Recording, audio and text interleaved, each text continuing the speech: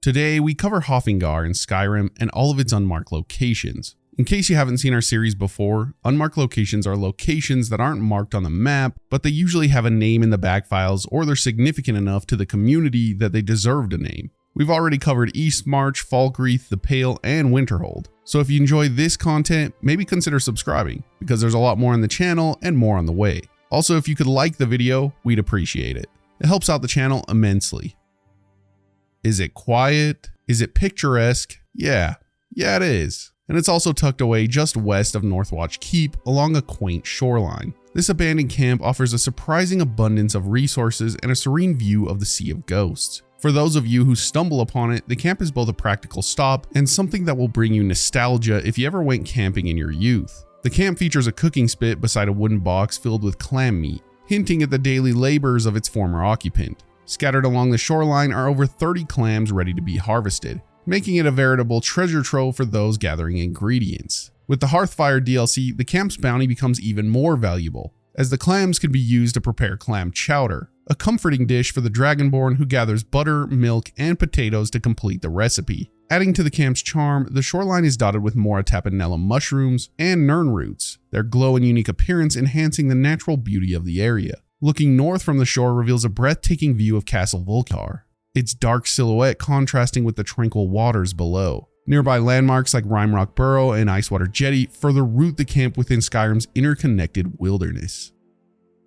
The Couldn't Be Bothered Cave is a curious and less than mysterious landmark at the very edge of the Western Road within the mountains, far west of Pinefrost Tower and Rimrock Burrow. Its entrance, which resembles that of a typical Skyrim cave, is notably sealed off, as if nature, the Lord himself, or the developers decided it wasn't worth the trouble to let anyone in. The cold wind that emanates from its blocked opening adds to its intrigue, pushing a story left untold. Bleeding crown mushrooms grow defiantly near the entrance, their presence suggesting that even the flora seems eager to uncover the secrets locked within. The location itself is remote, perched on the edge of Skyrim's map where the cobblestone road dwindles into wilderness, further amplifying the sense of abandonment and mystery. Or maybe it's not that deep and it's just a few rocks lying around. Who knows? Whether this cave was intended to be a part of a larger story or is simply a nod to the whims of game design, it sparks curiosity within the mind. Sure, it doesn't offer treasure or danger, but it leaves an impression of what could have been. A small and somewhat hauntingly beautiful isle west of Broken Ore Grotto, this island is shrouded in mystery and tinged with melancholy. Inhabited only by mud crabs and marked by a lone flag fluttering atop its rocky peak, the island's defining feature is a skeleton clinging to the flagpole. An image of determination, defiance, or perhaps desperation. It kind of reminds me of that classic American image raising the flag on Iwo Jima, but not nearly as iconic. At the base of the island's small hill lie two gold ore veins, hidden like treasures in plain sight, on opposite sides of the incline. Scattered across the island are various alchemical ingredients, offering viable rewards to those who venture here. The abundance of gold ore may tempt treasure hunters, but the island's atmosphere suggests that its wealth comes at a cost, with a skeletal figure serving as a silent warning. Was this the site of a shipwrecked sailor's final stand? A prospector who refused to leave their claim? Or perhaps a tragic figure clinging to hope in a moment of despair? The lack of definitive answers adds to the island's allure, leaving us to speculate on the story behind its name. But more importantly, this place makes me want to do a Skeletons of Skyrim video.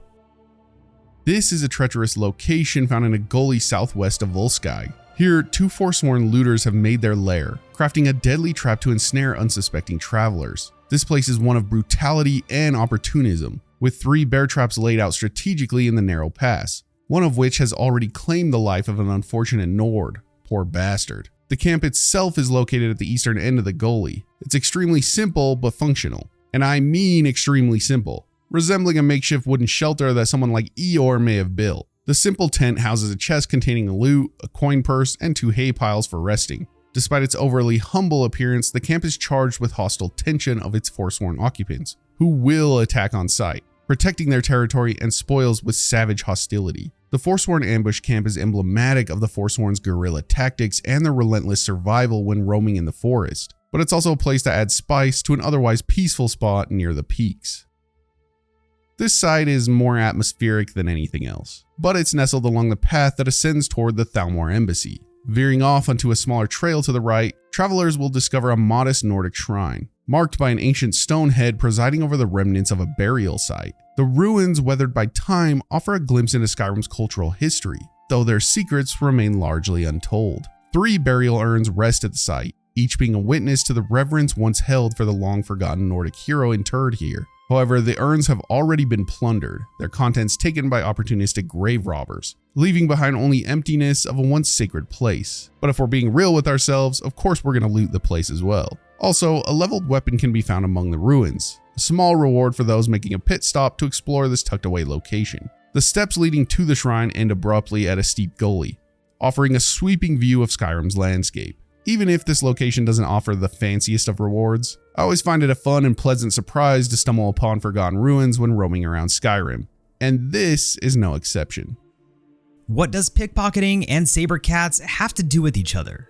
Usually nothing. However, in the case of SaberCat Layer, which is northeast of the Thalmor Embassy, there's some relation between the two. Perched among a rocky outcropping, this SaberCat Layer serves as a home to a pair of fierce SaberCats, their presence making it a dangerous spot for the tired traveler. The layer's untamed surroundings are emblematic of Skyrim's wilderness, where danger often lurks in even the most unassuming places.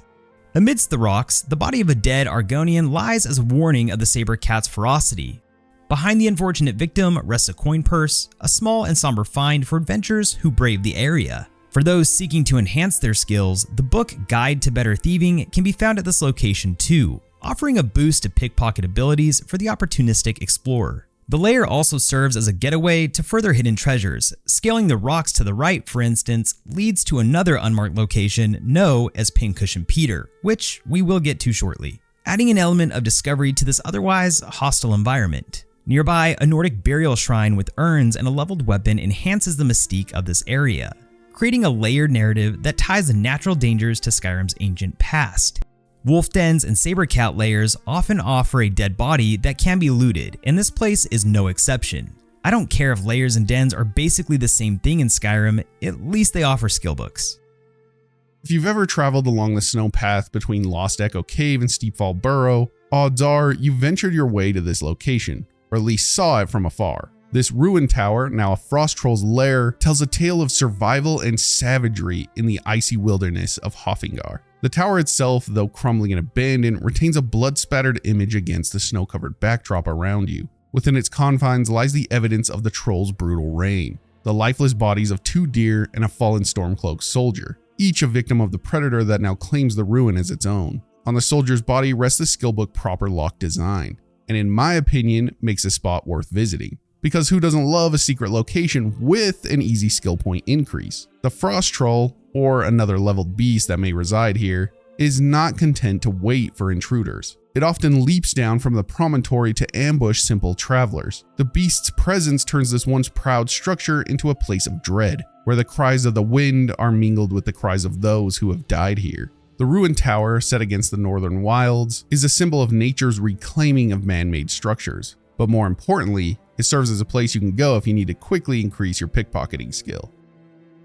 A striking location perched atop a steep peak east of the Thalmor Embassy, overlooking the SaberCat Layer, we see this guy. This unmarked site tells a silent yet vivid story through the remains of a skeleton gruesomely pinned to the slope by 5 different weapons, as if the unfortunate soul was the victim of a violent and deliberate attack. I find it interesting that this dude's bones have been picked dry by some creature lurking about, yet the snow around him is tinted with bloodstains, which would suggest his untimely demise was recent. The timing of his death doesn't make any sense in my opinion, but I'm no Sherlock Holmes. Surrounding the skeletal remains are treasures for the opportunistic adventurer. Nearby, leaning against a tree, rests a powerful staff of fireballs, while a knapsack offers additional supplies. The light armor skill book, the Rear Guard, provides a practical boost for those seeking to enhance their defenses. The weapons pinning the skeleton, along with the staff, do not respawn once taken, making the location a rare and finite resource for valuable loot.